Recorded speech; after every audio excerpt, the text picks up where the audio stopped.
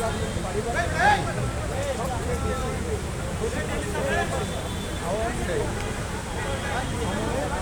এবং সেই জন্য আওয়ামী লীগের সবচেয়ে বেশি দাবি করে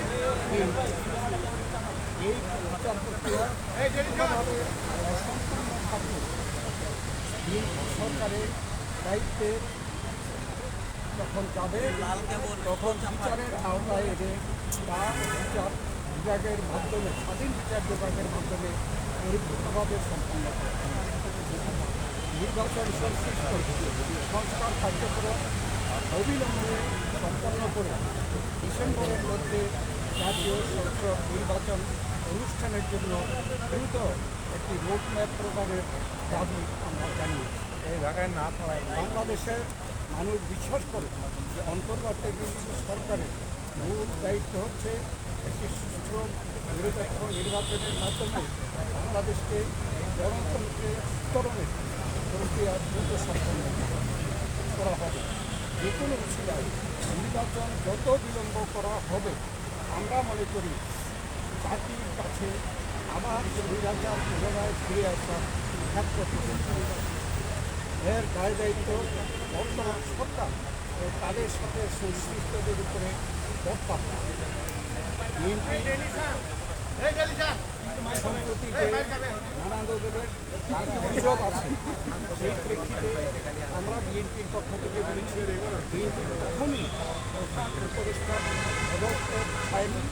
বরঞ্চ প্রথম দিন থেকে এই সরকারকে সর্বাত্মক সহযোগিতা করে আসে। আমাদের যে আলোচনা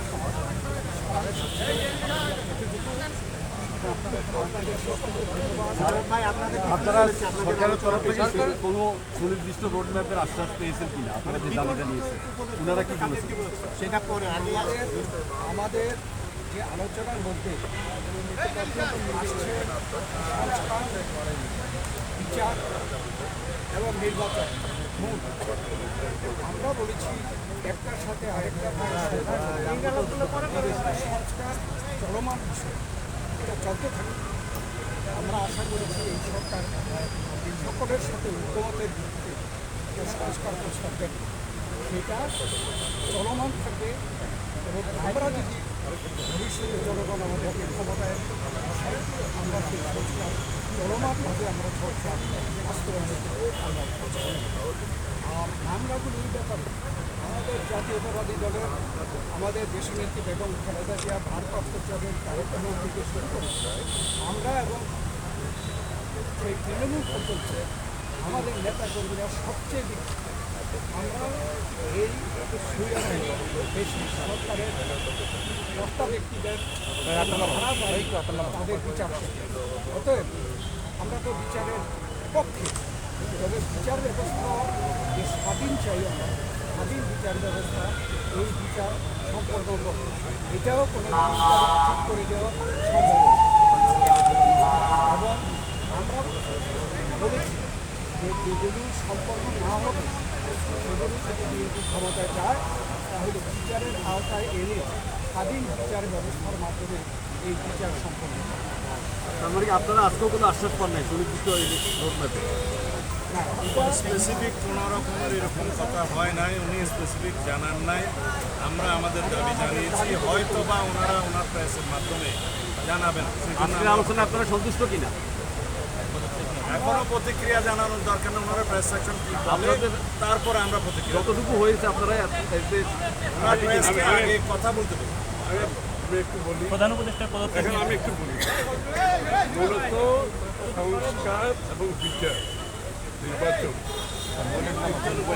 হয়েছে এবং সংস্কারের ভিতরে আমরা জাহাঙ্গীর ভাই স্পেসিফিক কোন কোন উপদেষ্টার পদত্যাগ চাইছে ঐক্যমতের ভিত্তিতে হওয়ার কথা, তার ভিত্তিতে সংস্কার তার সম্পন্ন হবে। সেই কাজ অতি সমস্যা সম্পন্ন করা সম্ভব, এখানে কোনো দ্বিমত পোষণ করেন না। বিচার ব্যবস্থা বিচার বিভাগ করবে এবং বিচারের আওতায় আনার ব্যাপারে যে আলোচনা হয়েছে এখানে ওনাদের কোনো দ্বিমত নেই। সুতরাং ডিসেম্বরের আগেও নির্বাচন করা সম্ভব, এই আলোচনা হয়েছে। উপদেষ্টার পদত্যাগের ব্যাপারে আপনারা দাবি জানিয়েছিলেন? পদত্যাগের ব্যাপারে আমরা লিখিত বক্তব্যে জানিয়েছি, নিরাপত্তা উপদেষ্টা এবং আর 2 জন ছাত্র উপদেষ্টা যাদের কারণে এই সরকারের নিরপেক্ষতা শূন্য হচ্ছে তাদেরকে বাদ দেওয়ার জন্য আমরা আজকেও লিখিত বক্তব্য কি বলেছেন উনি? ওনারা কোনো আশ্বাস বা কিছু দিয়েছে? সেই আশ্বাস ওনারা দেখবেন, আমরা আমাদের বক্তব্য দিয়েছি। আমরা প্রধান উপদেষ্টা